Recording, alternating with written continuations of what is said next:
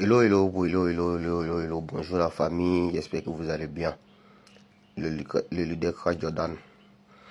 Bonjour aux visionnaires, bonjour aux voyants et bonjour aux personnes qui sont toujours aux informations, des personnes qui cherchent toujours à comprendre ce qui c'est que le Web3, ce qui c'est que la blockchain et ce qui c'est que la crypto-monnaie. Aujourd'hui, nous allons parler de notre crypto-banque, Bitness. Et on va parler de pourquoi Bitness est si sécurisé. Pourquoi Bitness est si fiable, transparent. Et dans cette vidéo, je vous prie de suivre avec moi parce que je vais aller pas à pas, c'est-à-dire de façon pratique, pas à pas, sur plusieurs étapes. Pour ceux qui ne savent pas c'est quoi Bitness, Bitness est un smart contract, une crypto-banque de prêts, d'épargne et d'apport de liquidité. Quand on parle d'apport de liquidité, je prends comme exemple ceux qui vont déposer leur argent à la banque. Donc, pour déposer votre argent à la banque et avoir des intérêts, c'est de la même manière. Aussi, vous pouvez déposer votre argent à travers le contrat intelligent de Bitness pour avoir des intérêts. Donc, c'est une crypto-banque. Le monde évolue, acceptons d'évoluer avec le monde. Ceux qui refusent d'évoluer avec le monde perdent les opportunités du monde. Donc, lorsque nous arrivons sur Bitness, comme je le dis, on voit ici une liquidité. Et on nous dit que cette liquidité-là, on peut la vérifier. Elle est disponible sur quoi? Sur PancakeSwap, sur la pool de liquidité V3. Donc là, qu'est-ce que je fais d'abord? Je vais cliquer dessus comme ça et ça va me diriger où? Ça va me diriger sur BSC Scan. BSC Scan, c'est sur la blockchain de Binance, où on peut tracer, où on peut suivre tout ce qui est comme transaction, la vérification des transactions, ainsi de suite. Donc voilà, ça m'a dirigé sur quoi? BSC Scan. Et lorsque j'arrive sur BSC Scan, je vois ici cette liquidité qui est là. 28 millions de dollars. Pourquoi sur le site c'est marqué 30 millions et j'arrive ici c'est 28 millions? C'est parce que la liquidité de ceux qui épargnent n'est pas bloquée aussi dans PancakeSwap. Je le répète, la liquidité de ceux qui épargnent n'est pas bloquée parce que c'est de l'épargne flexible. Donc eux, ils peuvent récupérer ça à tout moment. Il n'y a pas de période de blocage. Donc vous faites les 30 millions qui sont sur la plateforme moins les 28 millions ici. La différence que vous trouvez, c'est pour les épargnants. Et les épargnants ont aussi les contrats à part. Vous voyez? Donc voici la liquidité ici. Je clique dessus par exemple. Vous allez voir ici 19 millions en USD TBP20 et 8 millions en USD CBP20. Donc c'est le cumul qui font, et si c'est le cumul qui fait les 28 millions. Vous voyez un peu. Donc, qu'est-ce que j'ai fait par la suite?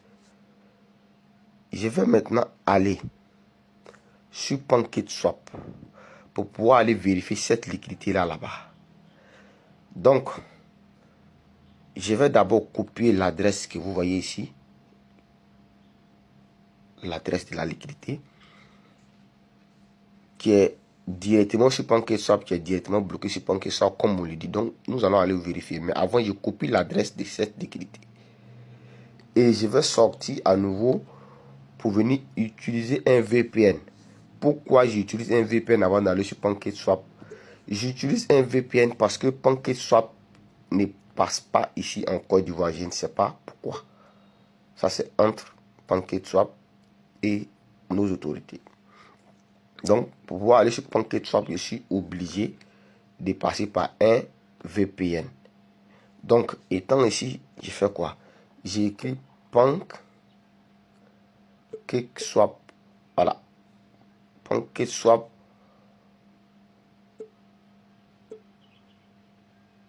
PancakeSwap. Point finance.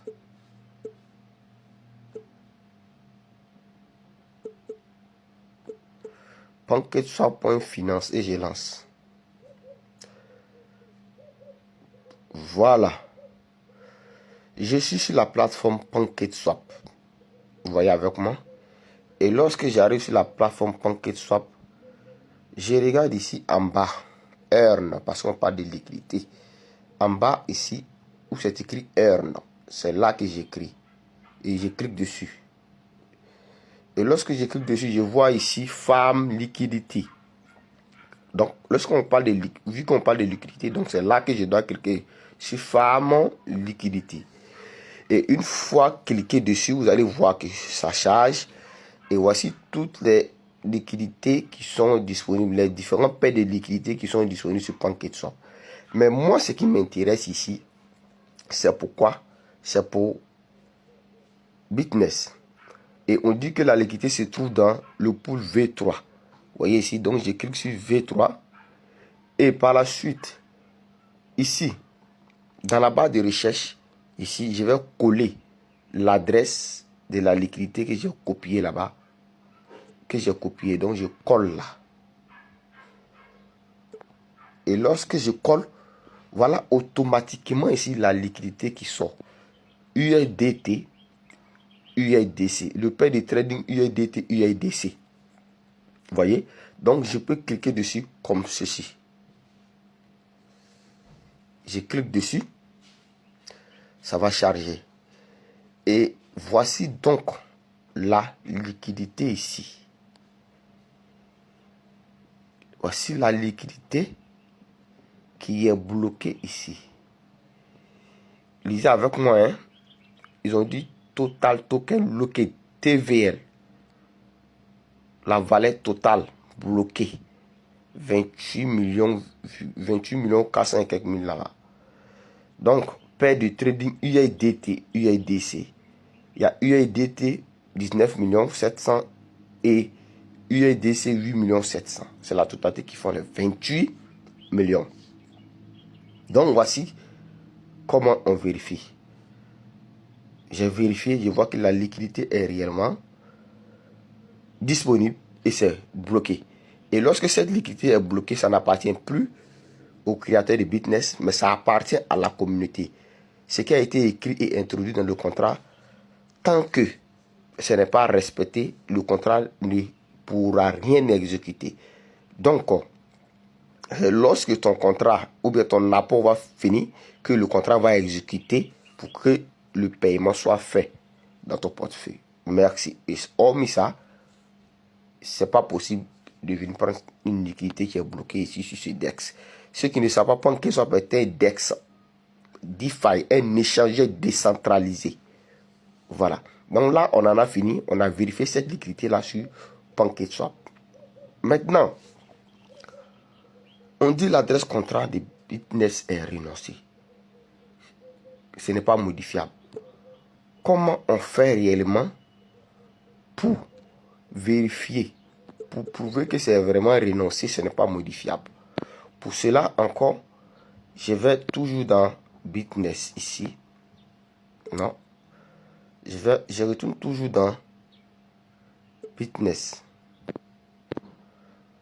Je retourne toujours dans mon compte Bitness ici présent. Pour la vérification de l'adresse contrat, comme on le dit, que c'est bloqué. Donc, je retourne dans Bitness comme je le dis.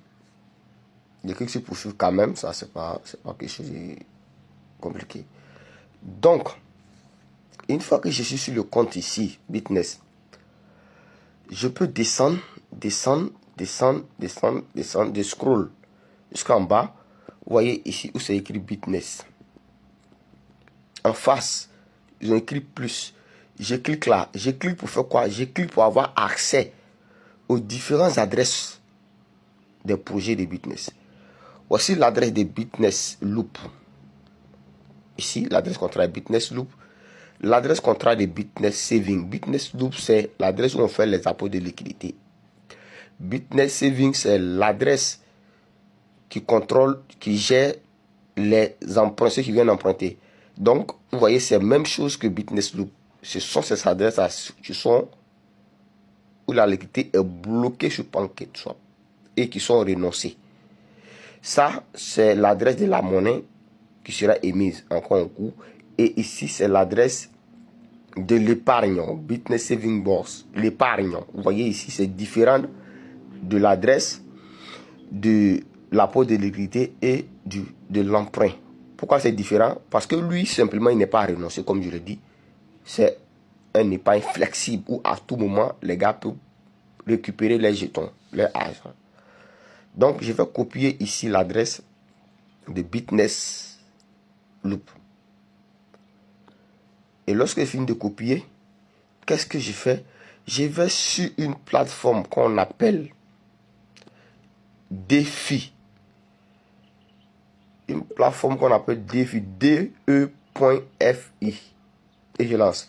C'est une plateforme qui permet de vérifier la fiabilité de tout ce qui est comme smart contract et des projets de la blockchain. Et une fois arrivé ici, je clique sur Entrée. Moi, j'ai déjà un compte normalement.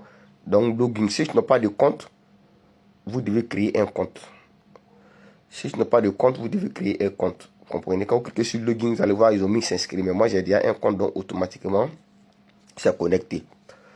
Donc, quand j'arrive, qu'est-ce que j'ai fait? J'ai cliqué, il y a les 3 traits ici, en haut à gauche. Et je scroll. Je scroll. Je vais voir ici scanner. Scanner. Donc, je clique sur scanner. Et je fais quoi par la suite? Par la suite, ici, je vais mettre en français. Ici, où ils ont mis scanner n'importe quel contrat intelligent, jeton ou NFT.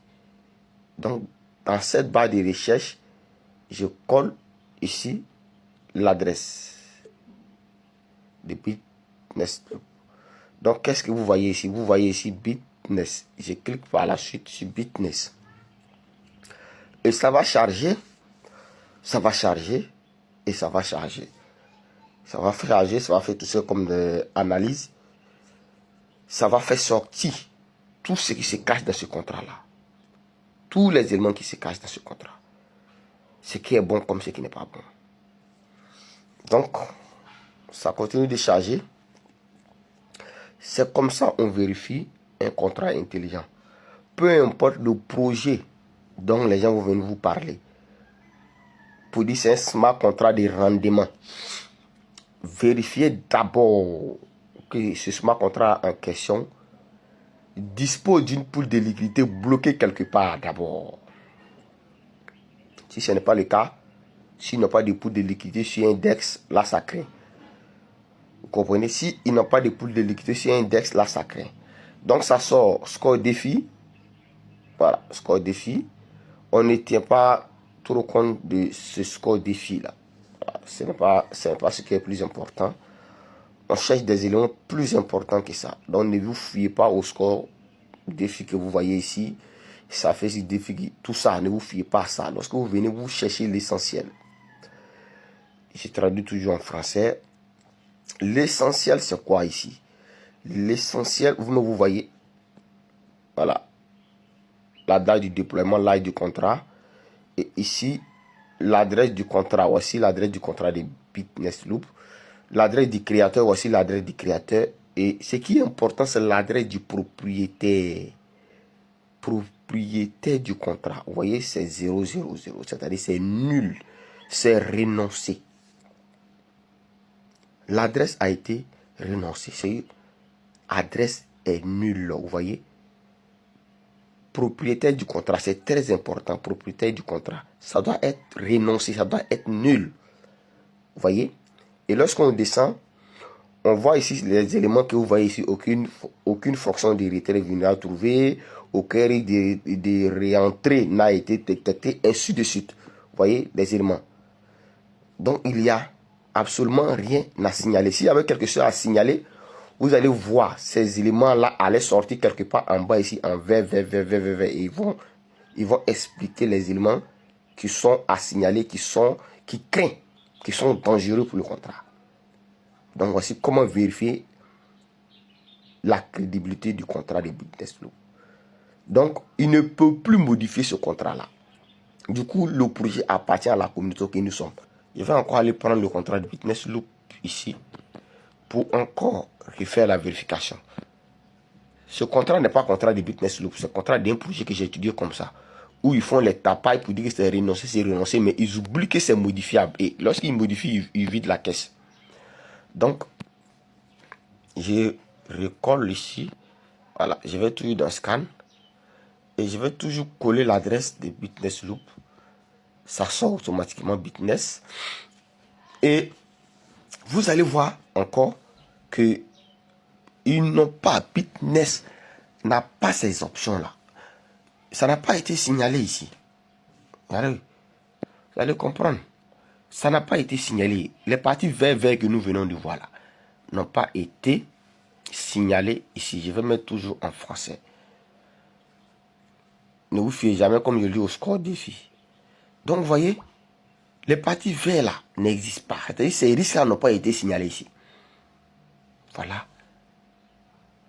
Le contrat appartient totalement à la communauté. C'est la décentralisation totale. Vous comprenez? C'est la décentralisation totale.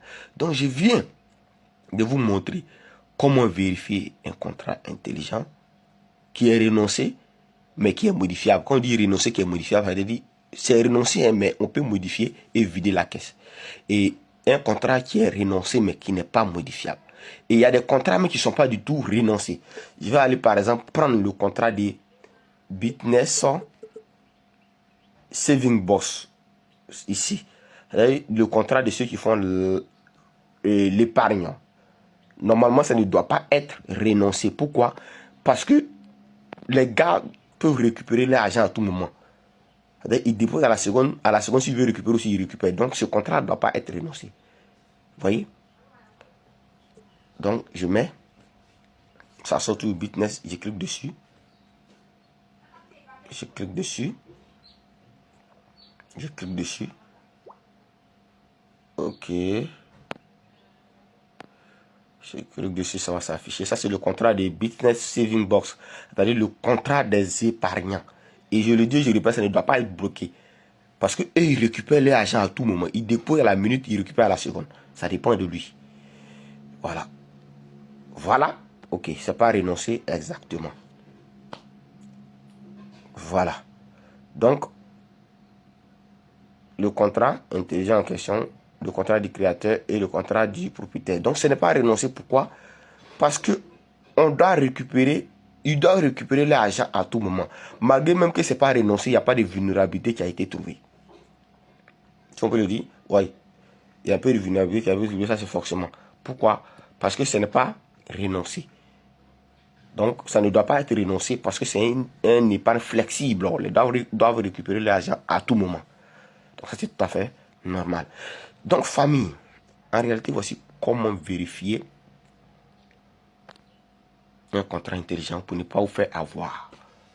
Si vous partez trouver que c'est renoncé, mais c'est modifiable, sachez prendre vos risques. C'est votre argent de toute façon, personne ne va vous empêcher d'investir. Donc, voici donc en réalité la sécurité, la fiabilité de Business.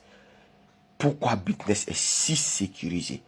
Voici la raison pour laquelle la liquidité est bloquée ici sur PancakeSwap, comme nous venons de le vérifier ici ensemble, et aussi le contrat est totalement renoncé. Donc, nous sommes dans le Web3, nous sommes dans la crypto-banque, et sachez que dans le Web3, tout ce qui se passe dans notre monde réel sera transféré dans la blockchain. Donc, profitons maximum de notre crypto-banque Business. Et vous avez les armes nécessaires pour faire les vérifications vous-même et de ne plus jamais vous faire avoir par les soi-disant contrats intelligents. Les éléments dont j'ai cité sont très importants. Il faut que le contrat soit renoncé et non modifiable. Si c'est renoncé et que c'est modifiable, c'est dangereux.